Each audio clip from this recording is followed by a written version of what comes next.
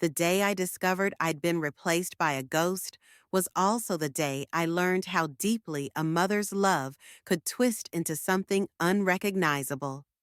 I was 16, crouched behind the mahogany credenza in my father's study, when I heard my stepmother Petra's voice drift through the crack beneath the door. Isaac, darling, we need to discuss Claire's future, or rather, our son's future. I froze, my hand still clutching the fountain pen I'd snuck in to borrow. Our son? Petra had been trying to conceive for years without success, but this was the first I'd heard of any pregnancy. She's just not suitable, Petra continued. A girl can't carry on the Hanson legacy the way a son would. When our boy comes, he'll need everything we can give him. My father's chair creaked, that familiar sound I'd grown up hearing whenever he was deep in thought. Claire's my daughter Petra, my only child. For now, Petra's voice hardened. But she's soft, Isaac, too concerned with her environmental causes and social justice. Is that really who you want running your company? I'm Claire, by the way. The daughter who apparently wasn't enough. The girl who spent her childhood following her father around his manufacturing plant, learning every aspect of the family business, only to be rendered invisible by the promise of a son who didn't even exist. Perhaps you're right, my father finally said, and my world cracked in half. A son would be traditional, proper. I bit my lips so hard I tasted blood. Through the gap under the door, I watched their shadows merge and separate as Petra moved around the study. We'll need to adjust your will, she said. Set aside the bulk of the inheritance for our future son. Claire can have a small allowance, of course. We're not monsters. My father's laugh was hollow. She won't like it. She doesn't have to like it. She just has to accept it. I didn't realize I was crying until a tear splashed onto my hand. The fountain pen I'd been clutching left ink stains on my fingers. The same fingers that used to hold my father's hand during our weekend walks, back when I was his whole world. That evening at dinner, I watched them both with new eyes. Petra wore her usual perfect smile, asking about my day with practiced maternal concern. My father avoided my gaze, suddenly fascinated by his roast beef. I'm thinking of applying to law school, I announced, breaking their carefully orchestrated small talk. Environmental law, specifically. Petra's fork clattered against her plate. Oh, sweetie, wouldn't business school be more appropriate? Your father's company will go to my brother, won't it? I met my father's eyes directly. The son you're planning to have? The color drained from both their faces. My father recovered first, straightening his spine like he did before every board meeting. You were eavesdropping. And you were plotting to disinherit me for a child who doesn't exist. My voice didn't shake. I wouldn't give them that satisfaction. Claire, Petra reached across the table, her perfectly manicured nails gleaming under the chandelier light. You don't understand. A family legacy. Stop. I pushed back from the table, the legs of my chair scraping against hardwood. Just stop pretending you care about me. I heard everything. My father finally found his voice. Sit down, Claire. We can discuss this rationally. Rationally? I laughed, and it sounded foreign to my own ears. There's nothing rational about choosing a fictional son over your real daughter. I walked out of that dining room with my head high, ignoring their calls to come back. In my bedroom, I pulled out the college acceptance letters I'd been hiding. Yale, Stanford, Columbia, all offering scholarships. I'd applied in secret, knowing this day would come, though I hadn't expected it to hurt quite so much. That night, as I packed my bags, I heard them arguing in their bedroom. Petra's voice rose above my father's attempts to shush her. She's ungrateful after everything we've done. Everything you've done, I whispered to myself, taping up another box, is show me exactly who you are. The next morning, I left before dawn. I took only what I could fit in my car: clothes, books, and the photo album from before Petra, when it was just Dad and me. I left a note on my pillow. Dear Father, I hope your son is everything you dreamed he'd be. Don't worry about my inheritance. I'll build my own legacy. Claire. As I drove away from the mansion that had never really felt like home, I caught a glimpse of my father in the window. He looked small somehow, diminished by the first light of dawn. Petra stood behind him, one hand on his shoulder, already the victor in a battle I hadn't known we were fighting. But that was okay.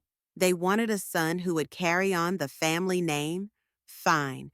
I would become something better, someone who would make them wish they hadn't thrown away the daughter they had for the son they would never have.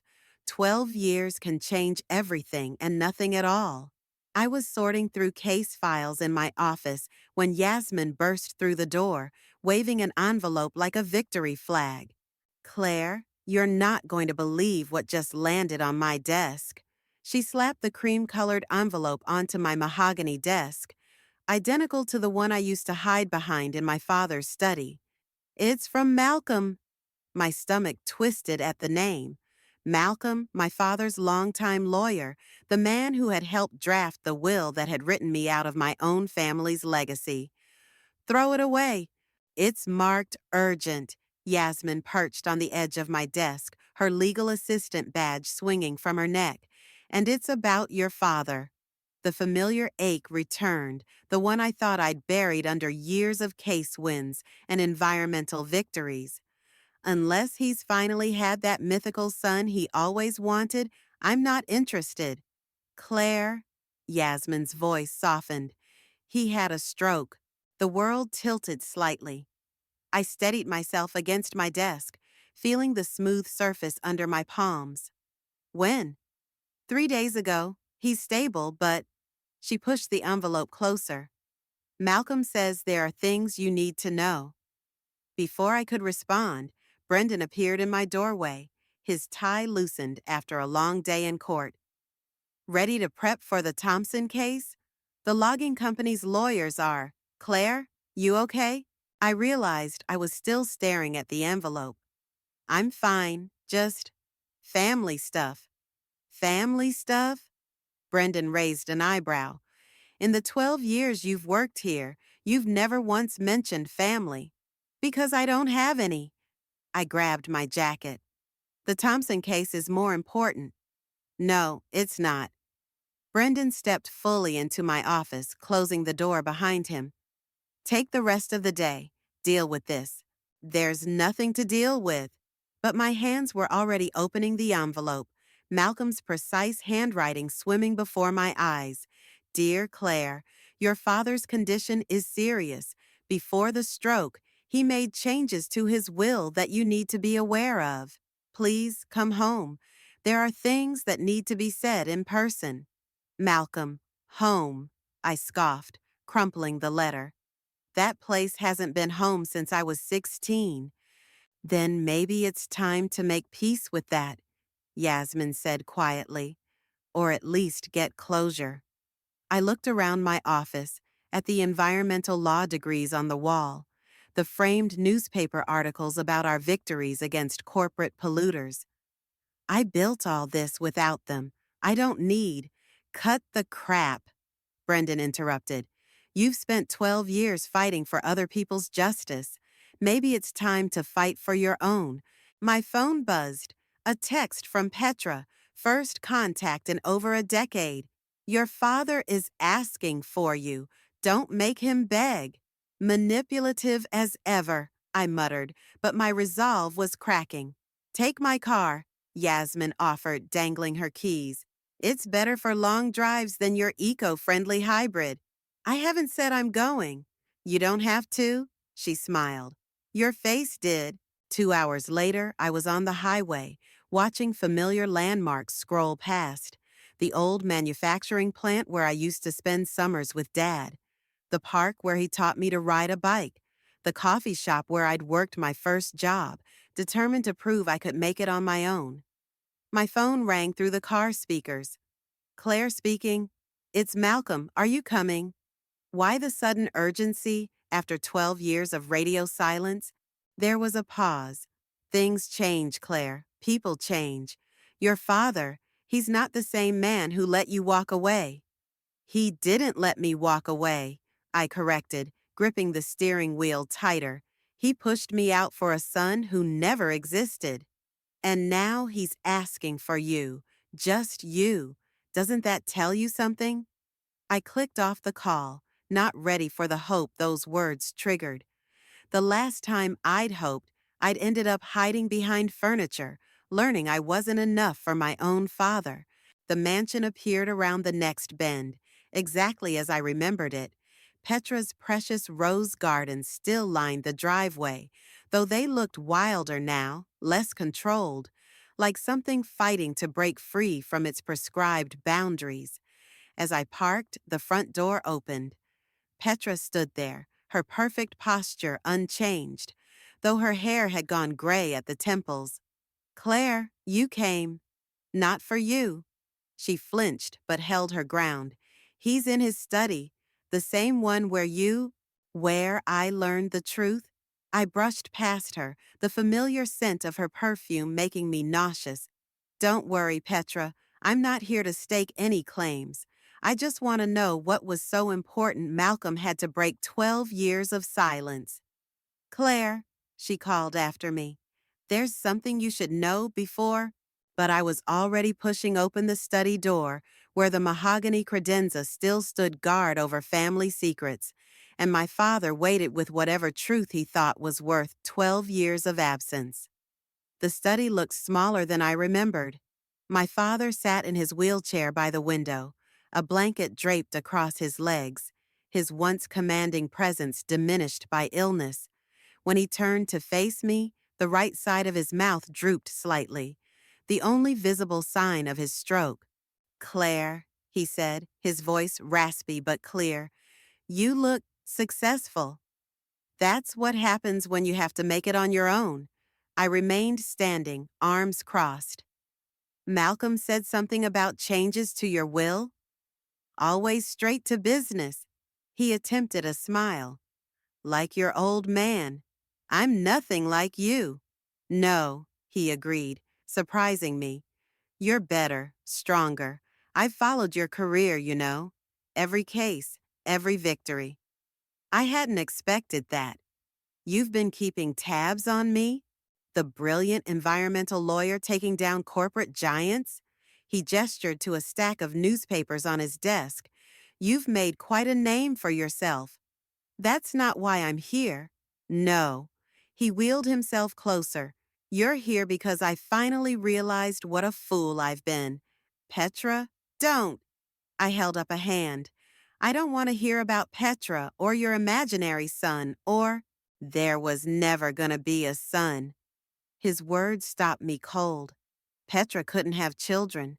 We knew that 3 months after we married. The room spun slightly. What? It was her idea, the fictional son. She thought, he coughed, and I instinctively stepped forward before catching myself. She thought if I believed we'd have a son, I'd change the will, secure her future. And you went along with it? My voice cracked. You chose a lie over your own daughter? I was weak. He reached for a folder on his desk, hands trembling. But I'm trying to make it right. Malcolm has drawn up new papers. The company, the estate, everything goes to you. I don't want it. Then change it, sell it, turn it into one of your environmental projects. He pushed the folder toward me. Just don't walk away again. A knock at the door interrupted us. Malcolm entered, his suit as impeccable as ever, though his hairline had receded significantly since I'd last seen him. The papers are ready, he said, nodding to me. Everything's in order. What papers? Petra appeared behind him, her face tight with concern. Isaac, you're supposed to be resting. I'm making things right, my father said firmly. The company goes to Claire. All of it. Petra's mask slipped for just a moment, revealing the panic beneath. But we discussed this. The community foundation. Will be Claire's decision. He turned to me. The company's practices haven't been environmentally sound. Perhaps you could help with that. I picked up the folder, scanning the documents inside. Everything was there.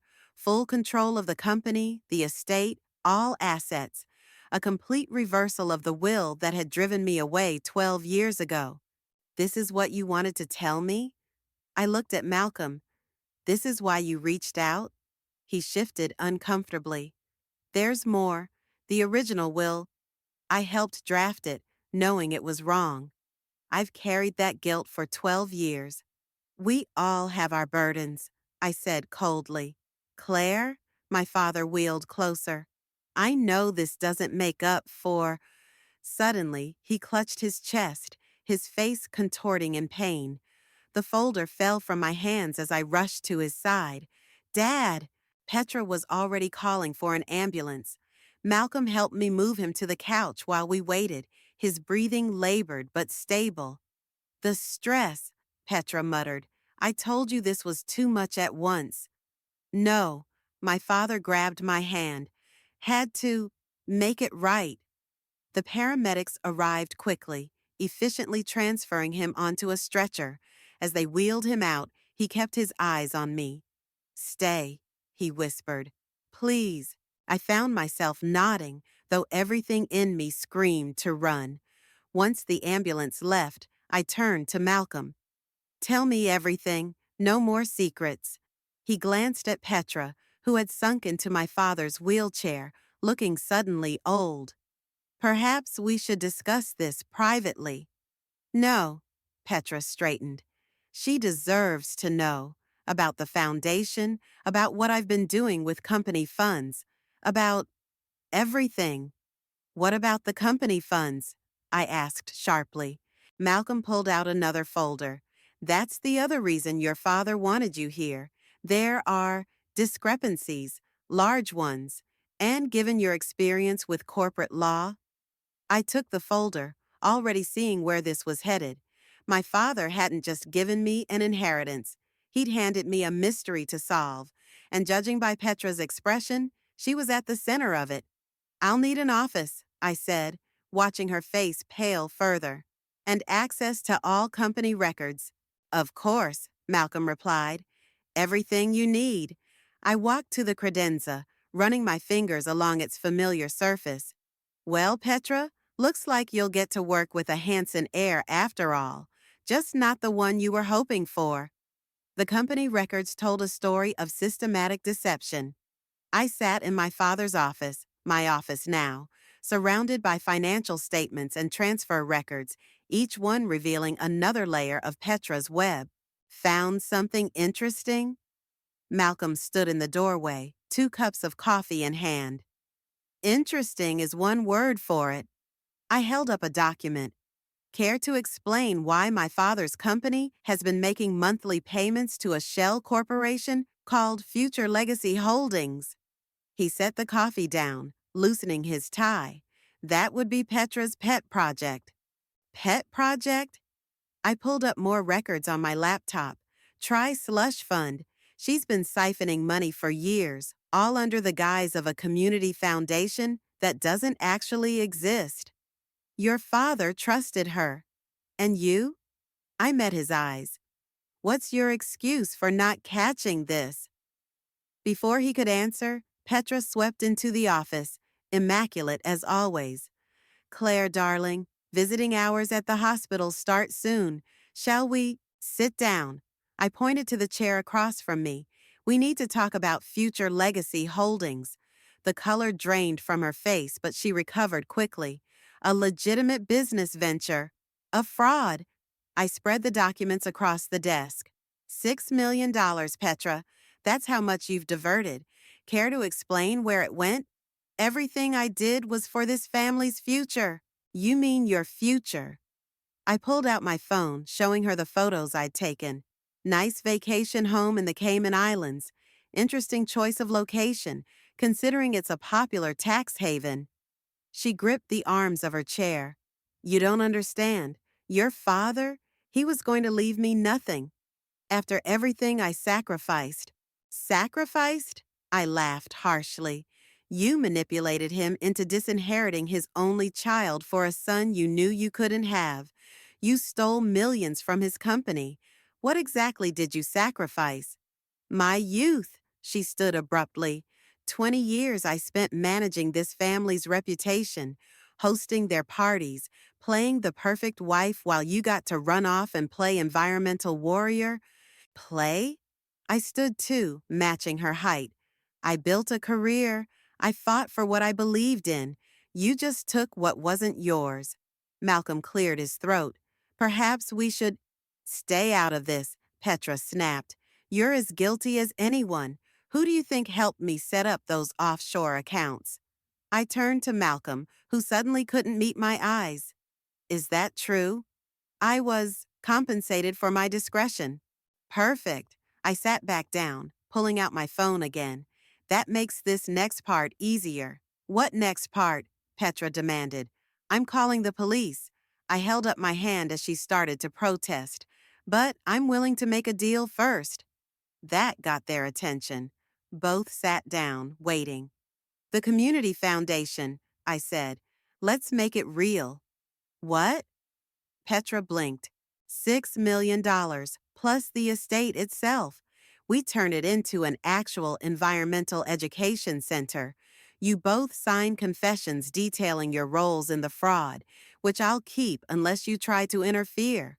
You're blackmailing us? Malcolm looked almost impressed. I'm offering you a chance to do the right thing. I pulled out the paperwork I'd spent all night preparing. Sign these, and your reputation stay intact. Refuse, and I go public with everything. Petra leaned forward. You'd really destroy your father's company's reputation just to spite me? No, I'd transform it into something meaningful.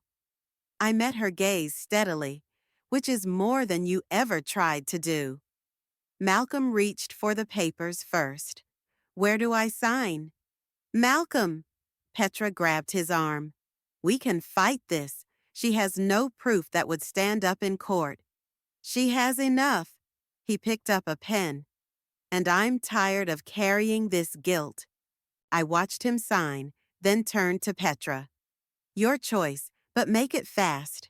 Visiting hours at the hospital start soon, and I'd rather tell my father about the new community center than about his wife's embezzlement scheme. She stared at the papers for a long moment. I get to stay in the guest house. As long as you work at the center.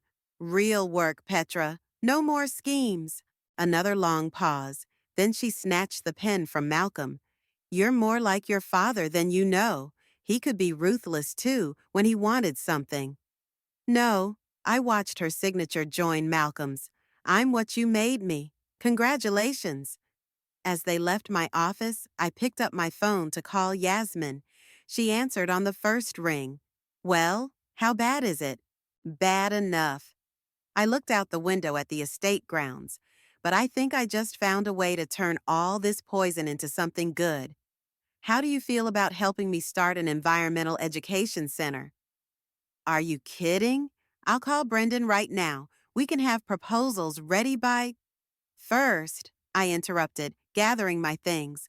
I need to tell my father. He should hear it from me before anyone else. How is he? I paused at the door, looking back at the office where so much damage had been done. Getting better, we both are.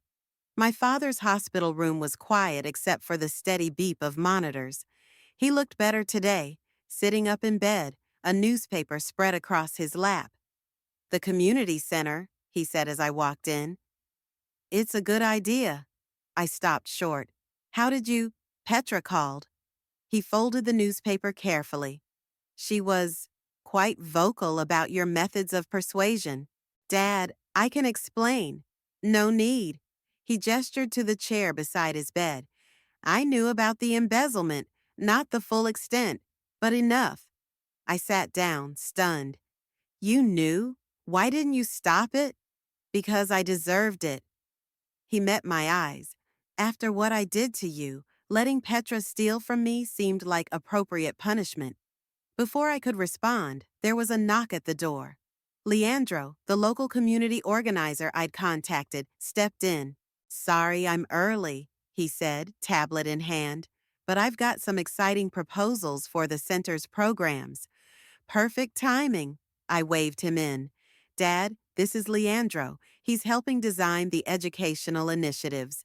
Leandro pulled up a chair, his enthusiasm infectious. "Mr. Hanson, your estate's location is perfect. The wetlands at the back of the property alone could support multiple conservation programs." "Wetlands?" My father frowned. "Petra always called that the waste area." "Because she couldn't develop it," I explained. "Environmental protection laws."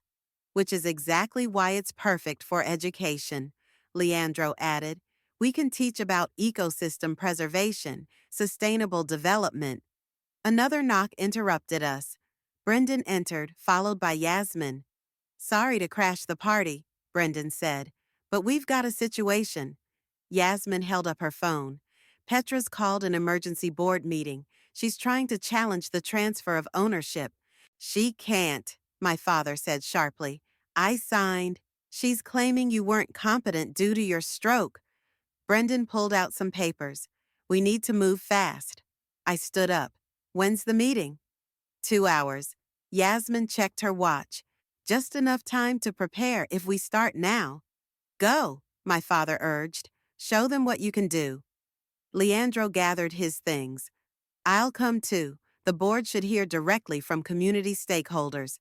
We rushed to the company headquarters, where Malcolm met us in the lobby.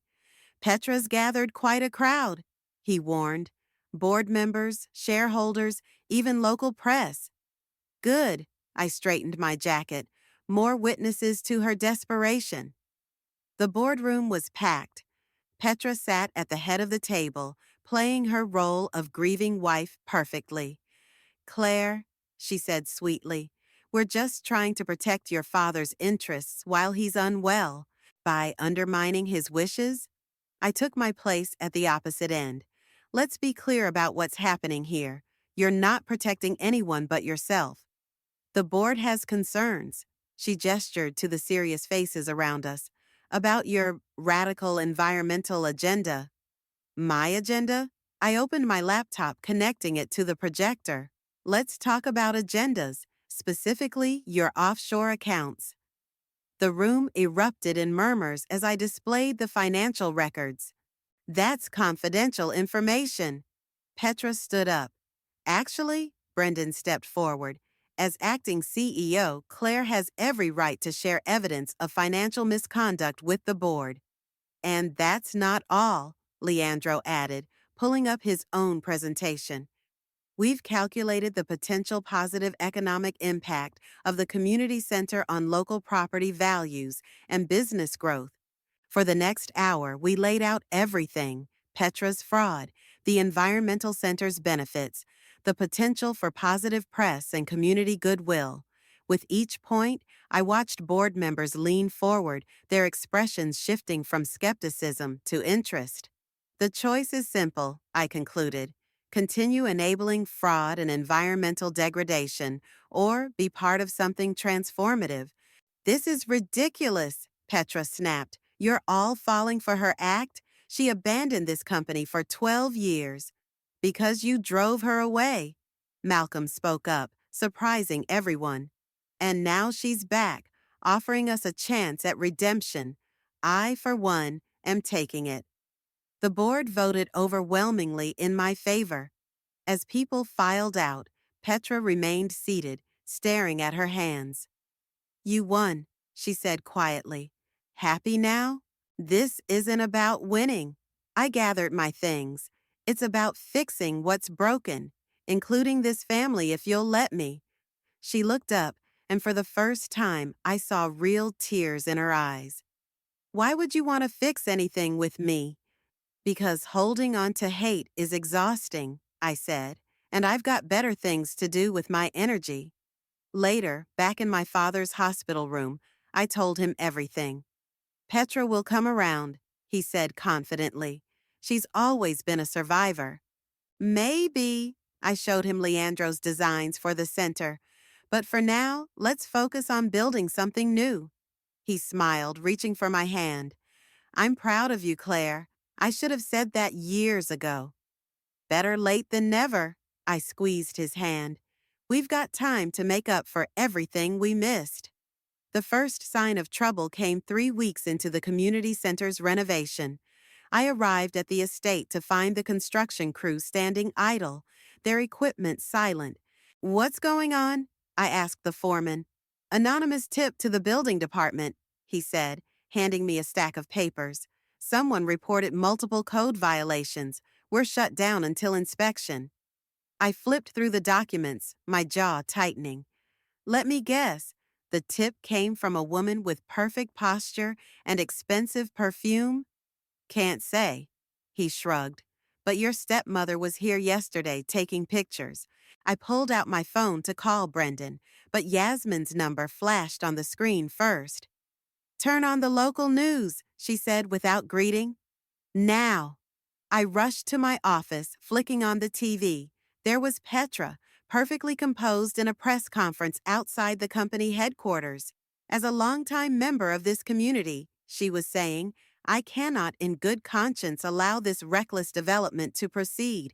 The environmental center poses serious risks to local groundwater. She's lying. Leandro burst into my office, waving environmental impact reports. We've done all the proper surveys. The site is clean. Of course she's lying. I turned up the volume as Petra continued. Furthermore, I have evidence that Claire Hansen's takeover of the company was facilitated through coercion and threats. My phone buzzed again. Malcolm this time.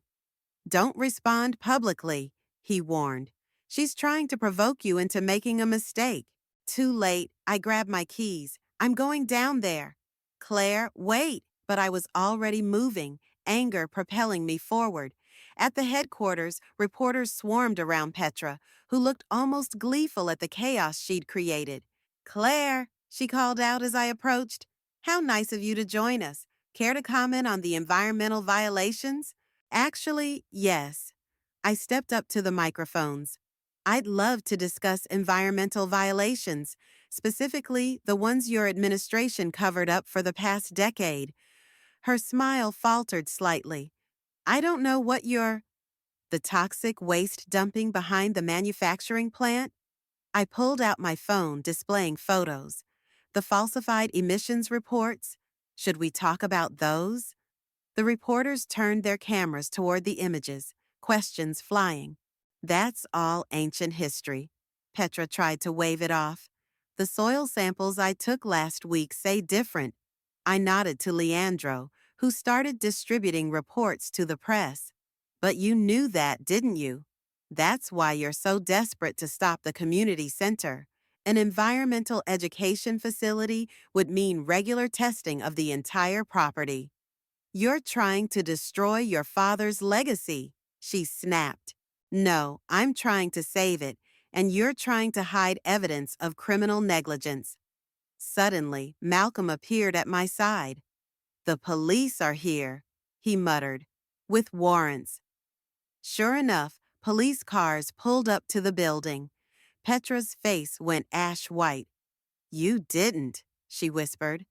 I didn't have to, I replied. Turns out your friend in the building department has a conscience. He took those soil samples to the EPA. As the officers approached, Petra grabbed my arm. Wait, we can make a deal. Like the deal you made with my father, manipulating him when he was vulnerable? You don't understand. Her voice cracked. I needed security. If something happened to him, then you should have built something real. I pulled away.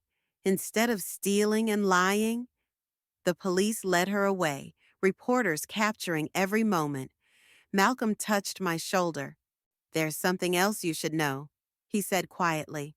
She tried to alter your father's medical records, make it look like he wasn't competent when he signed the company over. My blood ran cold. When? Yesterday. But the head nurse caught it. She's the one who called the EPA. I watched Petra being placed in a police car, her perfect facade finally crumbling. Part of me felt hollow, not victorious, just tired. What happens now? Leandro asked, joining us. Now? I turned to the reporters still hovering nearby. Now we tell the real story about transformation and redemption, about turning a site of environmental abuse into one of education and healing. And Petra? She'll face consequences, Malcolm said. We all will for what we've done. I faced the cameras, ready to reshape the narrative. My father's company spent years putting profit over planet. We're going to change that, starting with full transparency about past violations and a comprehensive cleanup plan. Later that evening, I sat with my father in his hospital room, watching the news coverage. You didn't tell me about the toxic dumping, I said. He looked away. I was ashamed. It was easier to let Petra handle things, to not look too closely. Well, now we look at everything. I took his hand. Together. Together, he agreed, then smiled slightly. You know, for someone who claims not to be like me, you certainly know how to take control of a situation. Maybe, I squeezed his hand, but I'm using that power to build something better. That's the difference. Outside his window, the sun set over the estate grounds, where tomorrow, despite Petra's schemes, work would begin again on transforming poison into possibility. The courthouse buzzed with tension as Petra's trial began. I sat in the front row, watching her enter in handcuffs, her designer outfit replaced by something far more modest. My father sat beside me in his wheelchair, finally strong enough to attend. The state calls Claire Hansen to the stand. I walked to the witness box, feeling Petra's eyes follow me. Her lawyer, a sharp-faced woman named Rita, approached. Ms. Hansen, isn't it true that you abandoned your family's company for 12 years? Objection. Relevance? Our prosecutor stood. Goes to motive, Your Honor, Rita replied. The witness's grudge against my client. I'll allow it. The judge nodded. Answer the question. I left, I said clearly, because I discovered my stepmother and father had conspired to disinherit me in favor of a fictional son. Murmurs rippled through the courtroom. Rita pressed on. And when you returned, you immediately began looking for ways to discredit Mrs. Hansen? No, I began looking into company records because my father asked me to. That's when I discovered the environmental violations and financial fraud. Convenient timing. The truth usually is. I met Petra's gaze, just like it was convenient that the building inspector found those soil samples right when you were trying to stop the community center. Rita paused. Are you suggesting my client orchestrated her own downfall? I'm stating that karma has perfect timing. The questioning continued for hours. They brought up my environmental activism, suggesting I had a vendetta against industrial companies. They questioned my motives, my character, even my relationship with my father. Then Malcolm took the stand. Mr. Williams, the prosecutor began, please tell us about future legacy holdings. Malcolm glanced at Petra before speaking. It was a shell corporation created to hide diverted company funds. I helped set it up under Mrs. Hansen's direction. And the environmental violations? She ordered the falsification of reports to avoid cleanup costs. Said it would, he swallowed hard, would hurt the company's value for her future son. Petra stood up suddenly. He's lying. Isaac, tell them he's lying. Order! The judge banged his gavel. Mrs. Hansen, sit down or you'll be removed. The evidence mounted. Doctored financial records, falsified environmental reports, attempted manipulation of medical records. With each revelation, Petra seemed to shrink in her chair. During a recess, Leandro rushed in with news from the estate. The cleanup crew found more drums of waste, he reported, hidden under the old storage facility. It's worse than we thought. How much worse? My father asked. $3 million to clean up, minimum. And that's just what we've found so far. I watched Petra being led back into the courtroom. Still think I'm destroying your legacy, Petra? Or were you handling that just fine on your own? The jury took only 2 hours to reach a verdict. Guilty on all counts: fraud, environmental violations, attempted medical record tampering. Before sentencing, the judge looked at Petra. Would you like to make a statement? She stood slowly, her perfect posture finally broken. I never meant, I just wanted to belong, to secure my place. Isaac gave me everything, but it never felt real without a son. I finished for her. She turned to me, tears streaming down her face. You were already grown. You didn't need a mother. I needed someone who would need me. The defendant is sentenced to 5 years in federal prison, the judge declared, plus restitution of all embezzled funds. As they led Petra away, my father gripped my hand. I should have protected you from this, from her. No, I helped him navigate his wheelchair through the crowd. We should have faced it together, but we can do that now. Outside, reporters waited with cameras and questions. Brendan appeared, creating a path through them. The Environmental Center's board meeting starts in an hour, he reminded me. Ready to show them the new plans? I looked at my father. Want to help me present the cleanup strategy? He smiled. Wouldn't miss it. As we drove to the estate, passing the construction equipment already at work, my father spoke quietly. You know, I kept waiting for the son Petra promised, thinking he would somehow fix everything: the company, the family, my mistakes. But you were there all along, doing exactly that. Not fixing, I corrected, pulling up to the mansion that would soon become a beacon of environmental education. Transforming. There's a difference. There certainly is. He looked at the property with new eyes. Speaking of transformation, what should we do with Petra's rose gardens? I smiled, thinking of the perfectly manicured flowers she'd use to mark her territory. I'm thinking a butterfly sanctuary, something beautiful and free. The board members were already gathering inside, ready to hear our vision for the future. But first, I had one more stop to make. I walked to the old credenza in my father's study, my study now, and ran my fingers along its surface one last time. Ready? My father called from the doorway. Ready, I said, turning away from the past and toward something much brighter. Let's build something real. The morning of the community center's opening, I found my father in Petra's old rose garden, now transformed into a vibrant butterfly sanctuary. Monarchs and swallowtails danced around him as he adjusted his tie. Nervous? I asked, helping him straighten his collar. Proud, he corrected, though I wish your mother could see this. A familiar ache, but softer now. She'd probably say we're both too stubborn for our own good. She'd be right. He gestured to the gathering crowd. Quite a turnout. Families streamed through the gates, children running ahead to explore the new exhibits. Leandro directed visitors toward the wetlands observation deck, while Yasmin handed out program guides. Mrs. Rodriguez's entire fourth-grade class is here, Brendan reported, joining us. They're excited about the interactive pollution display. Speaking of pollution, I nodded toward a group of suited executives touring the grounds. Look who showed up. Competing manufacturers. My father recognized them, probably worried we'll expose their violations next. They should be worried. I checked my watch. Ready for your speech? He wheeled himself toward the podium we'd set up near the butterfly sanctuary. The symbolism wasn't lost on anyone.